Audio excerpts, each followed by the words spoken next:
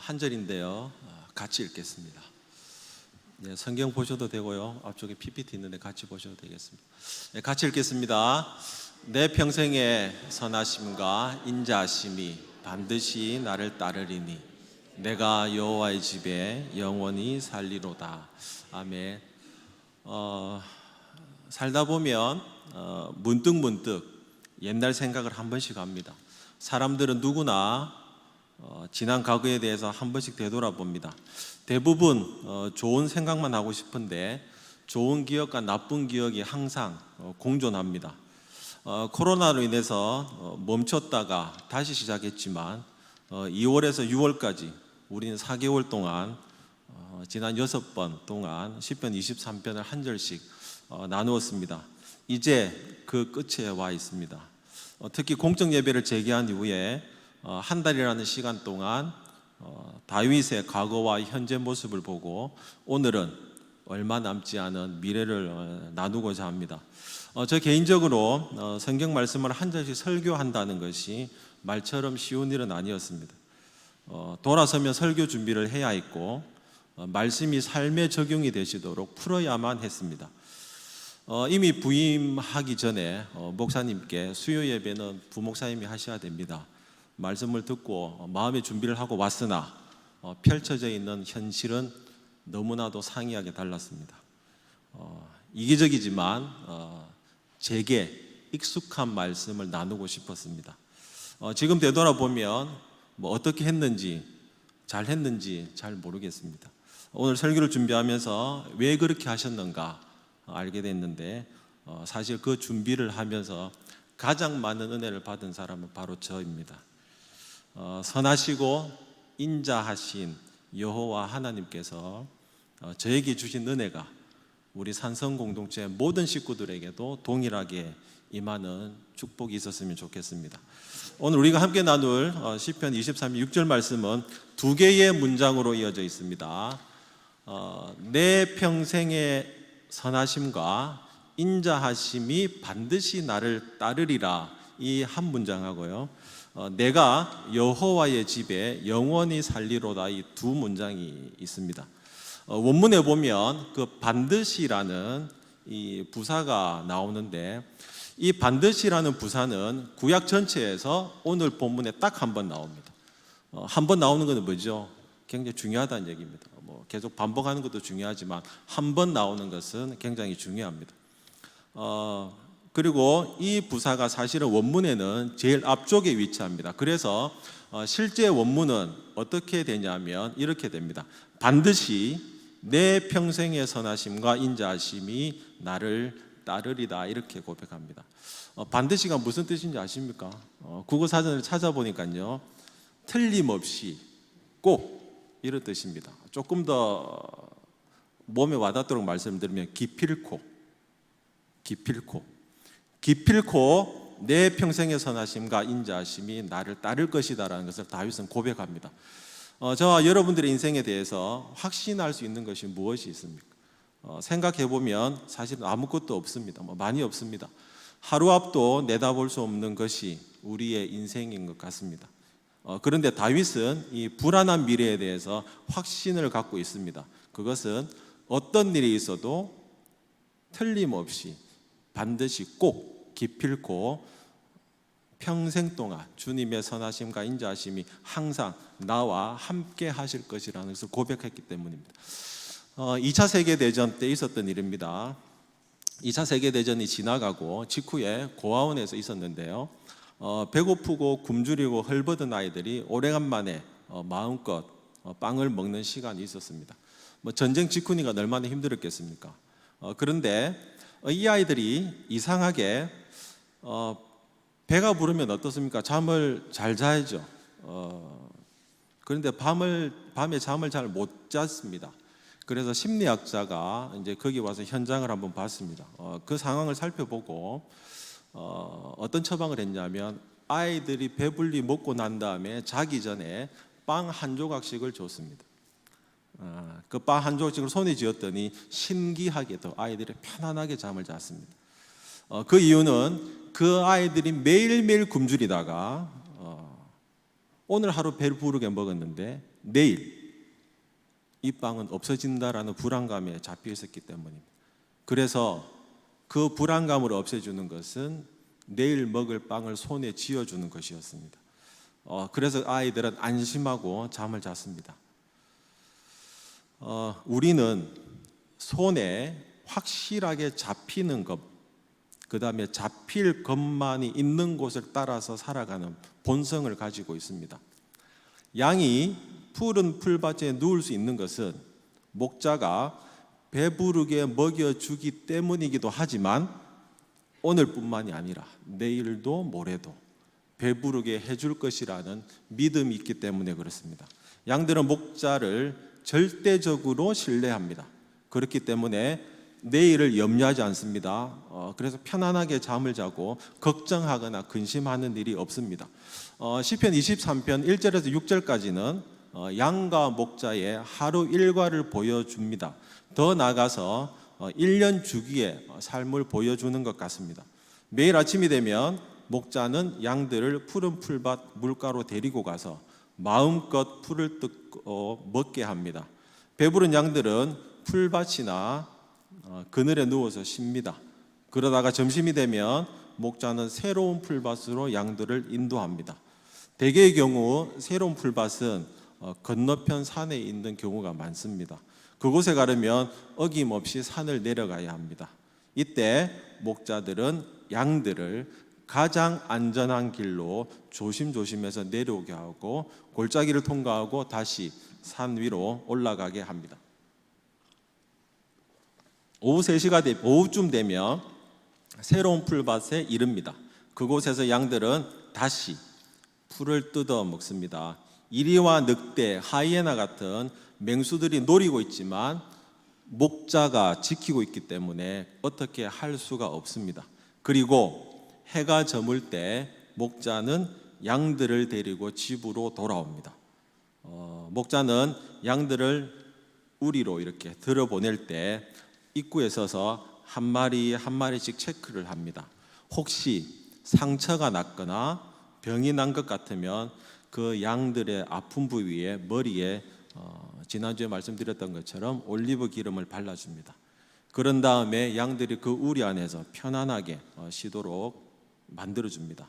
내 평생의 선하심과 인자하심이 반드시 나를 따르리니 이것은 모든 하루의 고된 일정을 마치고 집에 무사히 돌아온 양들만이 진심으로 할 수 있는 고백입니다.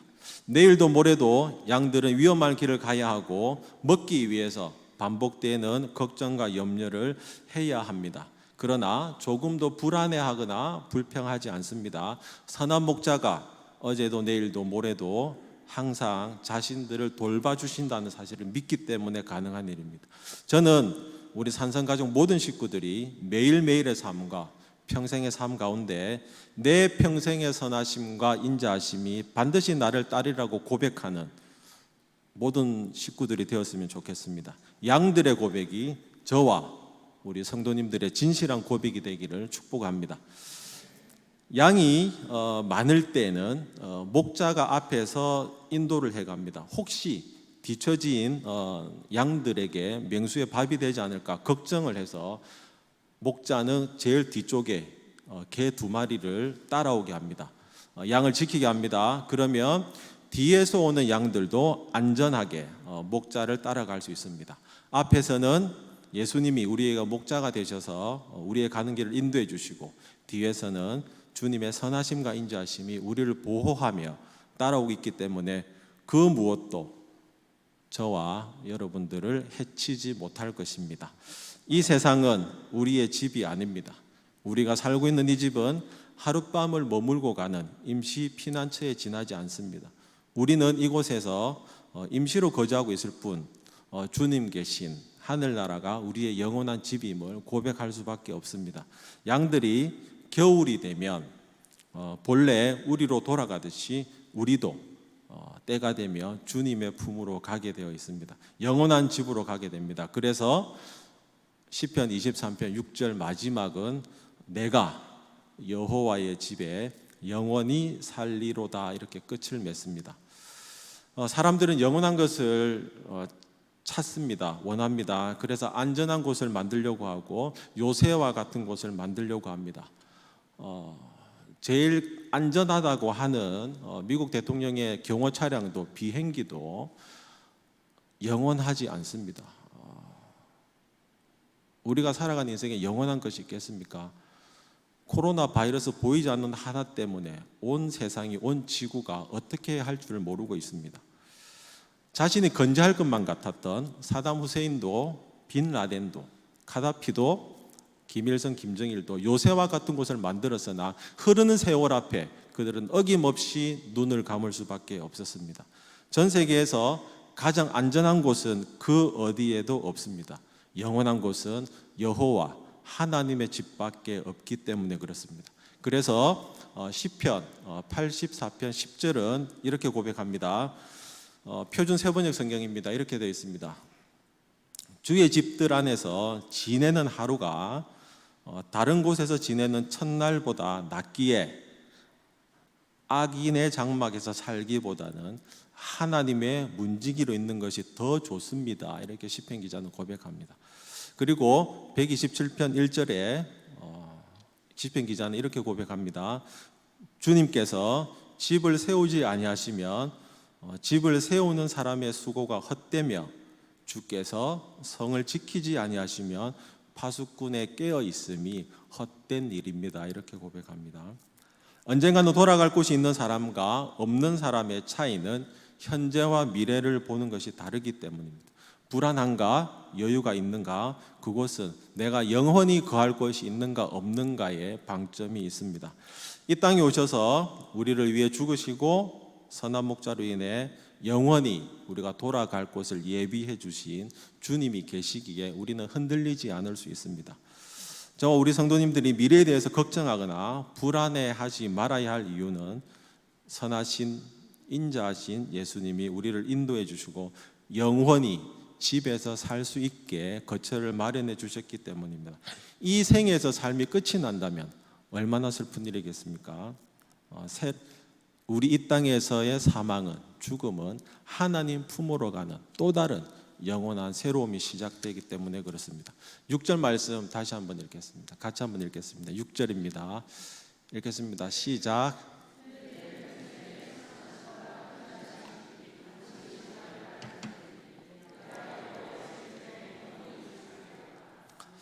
아멘. 이 선하심이라는 단어는 원어로 토브라는 단어인데요. 이 단어가 어디에 나오냐면 창세기 1장에 반복적으로 나옵니다. 하나님이 천지창조를 하신 다음에 보시기에 좋았더라는 표현을 계속 쓰시는데 이 여기서 나오는 단어가 토브입니다. 이 토브라는 단어는 좋다라는 뜻도 있지만 선하다, 평안하다는 뜻도 있습니다. 하지만 오늘 본문에서 나오는 선하다라는 얘기는 완전하다라는 뜻입니다. 그 뒤에 따르리니라는 표현이 있습니다.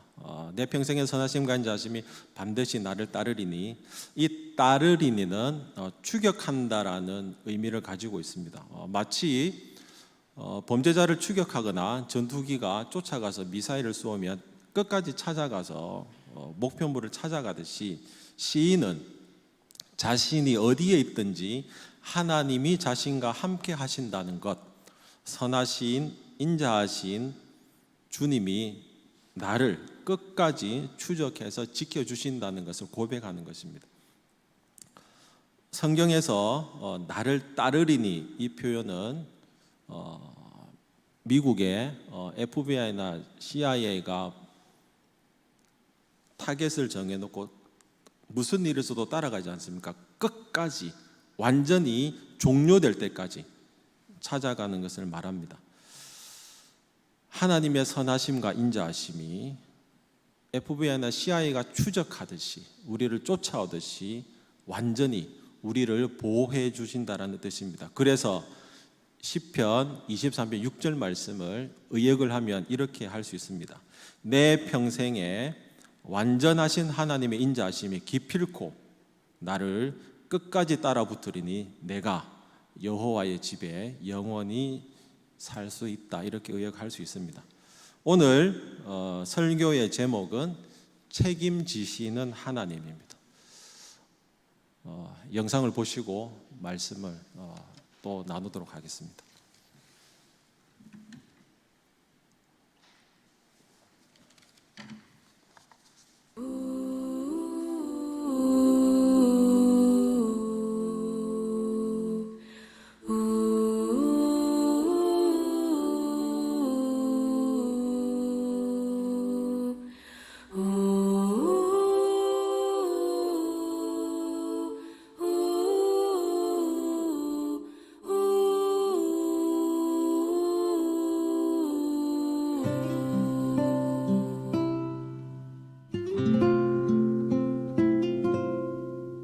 작은 갈대 상자 물이 새지 않도록 역청과 나무진을 칠하네.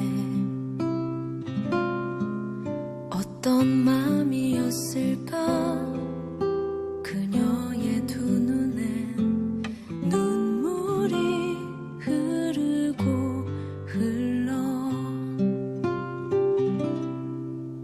동그란 눈으로 엄마를 보고 있는 아이와 입을 맞추고 상자를 덮고 가까이에 띄우며 간절히 기도했겠지. 정처없이 강물에 흔들흔들 흘러내려가는 그 상자를 보며 눈을 감아도 보이는 아이와 눈을 맞추며 주저앉아 눈물을 흘렸겠지. 너의 삶의 참 주인, 너의 참 부모이신 하나님 그 손에 너의 삶을 맡긴다. 너의 삶의 참 주인, 너를 이끄시는 주 하나님 그 손에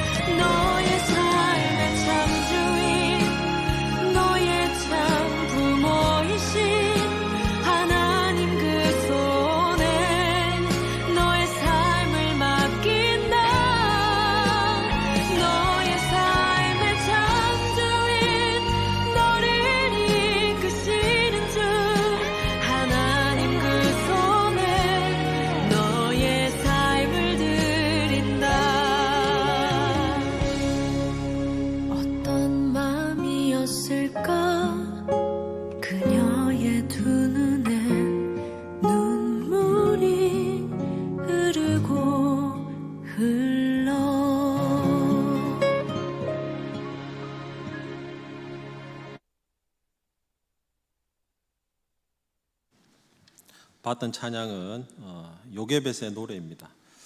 요게벳은 모세의 어머니입니다. 출애굽기가 시작하는 동시에 나오는 이름은 그의 산파인 시브라와 부하입니다. 우리는 성경에서 그들을 먼저 만나게 됩니다. 그녀들은 믿음의 수많은 설교를 통해서 많이 알려져 있습니다. 애굽 왕 바로가 갓 태어난 남자아이는 죽이고 딸아이는 살리라고 할 때 그것을 두려워하지 않은 두 명의 산파가 자신의 목숨과 바꾸는 듯이 모세를 탈출시키는 장면입니다. 그들은 분명히 칭찬받아 마땅한 여인임에 틀림이 없습니다. 걸출한 믿음의 여인들입니다. 그런데 출애굽을 이끈 모세의 어머니, 모세를 낳은 요게벳은 의외로 잘 알려져 있지 않습니다. 우리들은 이 찬양을 부모라도 책임질 수 없는 자식을 어쩔 수 없이 갈대상자에 담아 흘러보내야만 하는 애타는 부모의 마음을 우리는 느낄 수 있습니다. 애절합니다. 믿음은 나를 전적으로 책임져 주시는 하나님을 아주 작은 미동에도 요동하지 않고 신뢰하며 나아가는 것입니다. 요게벳이 모세를 갈대상자에 넣고 띄어보내자 강가에 나와서 목욕하러 나와 있던 공주가 그것을 보고 구원해 줍니다. 그렇게 모세는 죽음의 고비를 넘어 안전하게 성장하게 됩니다. 반복적으로 나오는 이 찬양의 고백은 요게벳이 이렇게 고백합니다. 너의 삶의 참 주인, 참 부모이시며 너를 이끄시는 분 하나님의 손에 너의 삶을 맡긴다. 하나님 앞에 올려드린다. 하나님이 너를 책임져 주실 것이라는 그 간절한 기도를 함으로 노래는 계속 이어집니다. 제 간증을 하는 것으로 시편 23편 6절 말씀을 마치도록 하겠습니다. 개인적인 얘기를 해서 송구한 말씀 드립니다. 저는 피난민들이 가장 많이 살았다는 아미동 까치고개에서 태어났습니다. 부산에서도 피난민들이 가장 많고 가장 가난한 사람들이 많이 모여 산다는 그곳에서 살았습니다. 까치가 많았다고 얘기를 하지만 실은 가장 이른 새벽 아침을 맞이하는 곳이었습니다. 제 집사람이 처음에 인사하러 와서 이런데 어떻게 사람이 살까 할 정도로 거기에 살았습니다. 저는 그곳에서 태어나고 자란 저는 제 인생을 스스로 책임지기 위해 열심히 살았습니다. 발버둥 쳤고 성공한 사람으로 살기 위해서 아웃사이더가 아닌 인사이드로 살기 위해서 열심히 일을 했습니다. 앞만 보고 달려갔습니다. 피나는 노력을 했습니다. 그렇게 해서 결과적으로 인정도 받았습니다. 일 잘한다고 소문나기도 했고요. 고등학교, 대학교 선배들이 저놈은 꼭 끌어줘야 된다고 하기도 했습니다. 심지어 제가 사표를 내었을 때도 인사부에서 반려조차를 했던 그렇게까지 했습니다. 결혼도 잘했습니다. 그런데 당연히 해야 되는 임신과 출산이 되지 않았습니다. 그 전까지 단 한 번도 실패를 하지 않았던 저에게는 도저히 믿어지지도 잊혀지지도 않는 일이었습니다. 아내도 힘들었지만 곁에서 지켜보는 저는 언제 이 날이 끝날 줄 모르는 병원을 가는 것이 그렇게 힘들고 어려운 일인지를 몰랐었습니다. 그렇게 신학을 하고 목사가 되었는데 여전히 저의 삶은 녹록하지 않았습니다. 그렇게 꼼꼼하고 돌다리도 수없이 두들겨보고 모든 일이 하나도 진행되지 않았습니다. 오히려 손을 대면 될수록 늪으로 빠지는 것 같던 그 시절을 보냈습니다. 인생의 젊은 나이에 빨리 성공을 했으니 얼마나 추락의 길이가 컸겠습니까? 인생의 절망 끝에서 하나님의 마음을 깊이 깨닫는 은혜가 저에게는 있었습니다. 목사가 돈을 잘 버는 직업도 아니고 시간적으로 여유가 있는 삶도 아니었습니다. 성도님들이 부르면 언제든지 달려가야만 했고 저는 특성상 일을 한번 하면 끝을 보는 성격이기 때문에 집은 거의 신경을 잘 쓰지를 못했습니다. 사춘기에 접은 우리 큰아이가 중1 때였습니다. 걔가 하소연하듯이 입을 열었습니다. 아빠, 우리는 왜 이렇게 살아야 돼? 나는 가난도 싫고 사고 싶은 것도 많고 용돈도 많이 받고 싶고 그렇게 살고 싶은데 왜 우리 집은 가난해? 이거였습니다. 가장으로서 역할을 못했다는 자책감과 자괴감이 끊임없이 저를 힘들게 했습니다. 평소 같았으면 제가 화를 냈을 텐데요. 제가 그 아이에게 이렇게 얘기했습니다. 정호야, 나는 너 책임 못 진다. 그런데 아빠가 믿는 하나님은 반드시 너 책임지신다. 이 믿음 하나로 아빠는 목사를 할 거다. 너한테 서운하게 들릴지는 모르지만 다시는 돈 벌기 위해서 기웃기웃하지 않을 것이다. 가난해도 좋다. 힘들어도 좋다. 그런데 하나님이 너는 반드시 책임지신다. 저에게는 이 믿음이 있습니다. 우리 아이가 잘 알아들었을까요? 모르겠습니다. 말을 표현을 안 하는 것인지 참는 것인지 저는 잘 모르겠습니다. 내색하지 않습니다. 제가 확신하는 것이 딱 하나 있습니다. 제가 100% 믿고 신뢰하는 것이 딱 하나 있습니다. 제가 자신 있게 말할 수 있는 것이 하나 있습니다. 그것은 주님의 선하심과 인자하심이 평생 저를 따를 것이라는 그 믿음이 있습니다. 저는 이 사실을 추호도 단 하나도 의심하지 않습니다. 말씀을 마치려고 합니다. 교회 사역을 할 때마다 여러 사역을 할 때마다 많은 분들이 꼭 물어보는 것이 있습니다. 통과 의례 가치 같은 물어보는 것이 있습니다. 현 목사, 현 전도사, 왜 너는 좋은 직장 그만두고 왜 목회를 해? 훨씬 좋았을 텐데. 그런데요, 제 답은 간단합니다. 저는 소나무 뽑지 않았습니다. 죽을 만큼 병에 걸려서 살아나지도 않았습니다. 신학교 갈 때 다른 사람들이 저는 죽다가 살아나서 신학을 했습니다. 어릴 때부터 소명을 받았습니다. 부모님 서원 기도를 했습니다. 저는 그거 없습니다. 저는 그냥 교회가 좋았습니다. 그냥 하나님이 좋았습니다. 그렇게 저를 불러주셨습니다. 제 대답은 늘 같았습니다. 저 스스로 인생을 책임질 수도 없었고 양같이 놔두면 저는 그냥 갑니다. 지금도 여전히 제 속에서 끓어오르는 욕망을 누그러뜨리며 하나님 앞에 나아갑니다. 하나님이 저를 그냥 놔뒀으면 LCT 방송에 나왔을 때처럼 저도 인사 비리와 여러 가지 대출 비리로 인해서 달려갔을 줄 모릅니다. 주님이 저를 구원해 주시지 않았으면, 저를 책임져 주시지 않았으면 오늘의 저는 없습니다. 그냥 죽고 말 인생으로 끝났었을 것입니다. 제 스스로 책임지는 인생을 살다가 확실하게 완전히 실패하고 깨달은 것이 하나 있다면, 한낱 피조물에 불과한 인간이 어떻게 스스로를 책임지는가입니다. 하나님이 도와주시지 않으면 아무것도 할 수 없습니다. 아주 나약하고 미약한 존재가 저라는 사실을 깨달았습니다. 눈에 보이지 않는 바이러스 하나가 온 세계를 소용돌이로 몰아넣고 있습니다.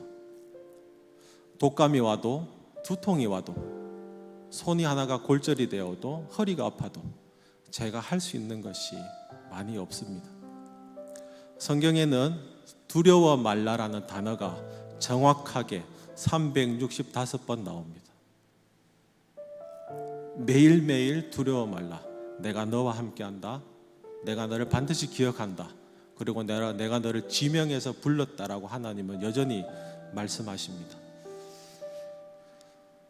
성도님들의 인생을 책임지시는 분이 누구십니까? 우리 통장의 잔액입니까? 내가 가진 학력입니까? 내가 가지고 있는 인맥들입니까? 하나님 앞에 섰을 때 그것은 중요하지 않습니다. 얼마만큼 하나님을 향하여 달려가는 것인가? 하나님이 목자가 되셔서 내 인생을 책임져 주신다는 것을 믿는 것인가입니다. 저는 그래서 언제든지 항상 부르시며 떠날 준비를 합니다. 집도 간소합니다. 정리도 깔끔하게 해놨습니다. 왜 그렇습니까? 하나님이 저를 책임져 주시기 때문에 그렇습니다. 하나님이 책임져 주시지 않으면 우리는 아무것도 할 수 없습니다. 청소년들, 청년들 설교를 듣고 있을지 잘 모르겠습니다. 그 아이들을 책임져 줄 수 있는 것, 그 아이들을 영원히 돌봐줄 수 있는 것은 여호와 하나님입니다. 우리 아이들이 문을 열고 나가는 순간 우리는 아무것도 할 수 없습니다. 하실 수 있는 게 있습니까? 아이가 문을 열고 나가서 무슨 짓을 하는지, 우리를 어떻게 속이는지 나중에는 알 수 있으나, 감으로 알 수 있으나 어떤 일이 벌어지는지 아무것도 알 수 없습니다. 그래서 우리는 끊임없이 하나님이 목자가 되셔서 우리 아이들을 지켜주십시오, 인도하여 주십시오 고백할 수밖에 없습니다. 내 평생의 선하심과 인자하심이 기필코 나를 따르리니 내가 여호와의 집에 영원히 살리로다. 아멘. 다윗의 고백이 우리 남은 인생에, 우리 일평생에 진정한 고백이 되기를 주님의 이름으로 축원합니다.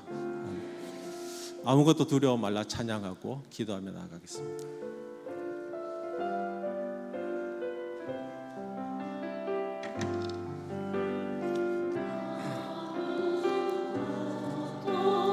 두려워 말라, 주 나의 하나님이 지켜주시네.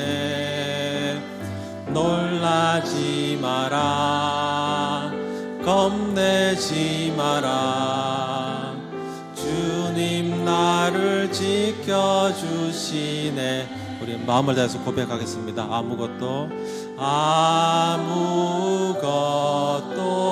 두려워 말라, 주 나의 하나님이 지켜주시네. 놀라지 마라, 겁내지 마라, 주님 나를 지켜주시네. 내 맘이 힘에 겨워, 내 맘이 힘에 겨워 지칠지라도 주님 나를 지켜주시네. 세상에 험한 풍파 몰아칠 때도 주님 나를 지켜주시네. 아멘. 주님은 나의 산성, 주님은 나의 요새, 주님은 나의 소망, 나의 힘이 되신 여호와. 이 시간 우리 말씀을 기억하시면서 주님 앞에 기도하시면 좋겠습니다. 여호와 하나님만이 우리의 인생을 책임져 주시고 책임지신 하나님이 기필코 우리를 끝까지 따라와서 인도해 주시고 지켜주실 줄로 믿습니다. 코로나뿐만이 아니라 오래된 경기 침체로 인해서 경제적으로 힘들어하는 우리 성도님들 많이 있습니다. 세상은 늘 그렇게 안 된다, 힘들다, 어렵다 그렇게 말하면서 우리 스스로 자포자기하게 만들고 희망을 가진 것조차 사치로 만들어버리며 우리를 나약하고 무기력한 사람으로 만들어버립니다. 육신의 질병으로 인하여 몸이 거동하지 못할 때에 여전히 우리는 한계를 느끼며 절망하고 실망을 합니다. 하나님 앞에 나와서 예배드리고 싶어도 예배를 드리지 못하는 우리 환경에 있는 성도님들이 있습니다. 하나님, 오늘 이 말씀이 우리 모두에게 들려주신 축복의 말씀이 되기를 소망합니다. 하나님이 반드시 찾아가 주셔서 끝까지 찾아가 주셔서 우리를 구원해 주시고 살려주시고 손을 펴서 회복시켜 주시고 다시 일으켜 세워 주실 줄을 믿습니다. 이 시간 우리 다 같이 주님 한번 부르시고 기도할 때에 주님, 다시 한 번 더 고백하오니 선한 목자 되신 우리 주님께서 우리를 영원 끝날까지 인도하여 주시옵소서. 다 같이 주님 한번 부르시며 기도하며 나가도록 하겠습니다. 주여